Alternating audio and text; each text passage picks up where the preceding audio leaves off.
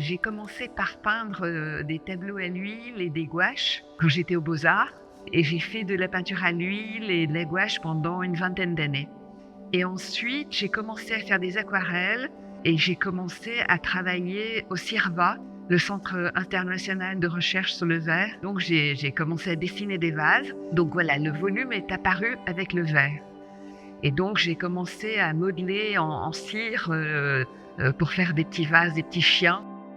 Du coup, quand j'ai fait de la pâte de verre, je me suis dit: «Il me faut un four» et donc mon compagnon Jean-Paul Bourrel avec un voisin, Olivier Daillot, m'ont construit un grand four dans l'atelier, immense et donc j'ai commencé à faire des essais de pâte de verre.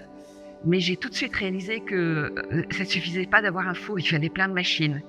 Mais j'avais ce four et donc je me suis dit: «Oh là là, mais il faut que je fasse des essais de céramique», donc j'ai commencé par modeler des petits personnages de la mythologie et donc j'ai commencé à acheter des émaux. Ça me suffit jamais d'avoir un seul jaune ou un seul turquoise. À chaque fois que je fais des pièces, je refais des palettes, des essais et j'élargis ma gamme de couleurs. J'aime bien les nuances, les ratés aussi, les choses qui font qu'on sent qu'il y a eu une main, en fait, qu'il y a eu un geste. Et puis l'aquarelle qui est transparent comme ça sur le papier, je me suis dit: «Ah là là, ça serait beau quand même de faire des tissus». Donc j'ai commencé en fait par des matières, synthétiques et par ce plissé qui me plaisait beaucoup parce que si quand on plissait, les dessins et l'aquarelle se superposaient ou s'évanouissaient. C'était un petit peu, magique parce que ça changeait beaucoup et j'ai voulu peindre les soies comme si je peignais des tableaux.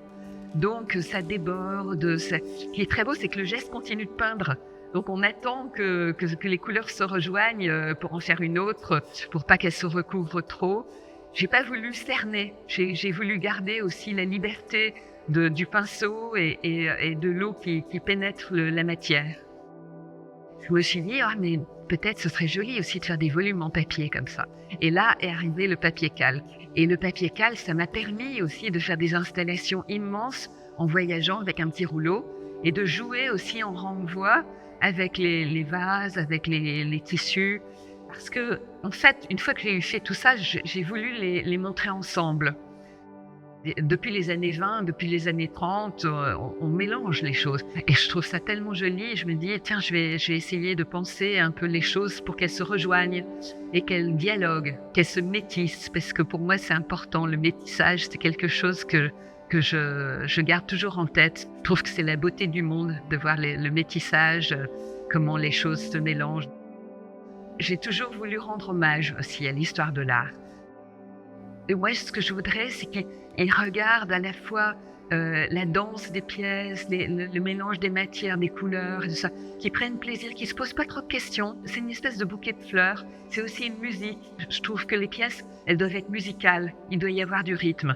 Le vert aussi, ça a été formidable pour moi parce qu'il y a des couleurs magnifiques. La couleur, a toujours été essentielle et la couleur traverse toutes les œuvres. Donc voilà, la couleur traverse tout. Merci.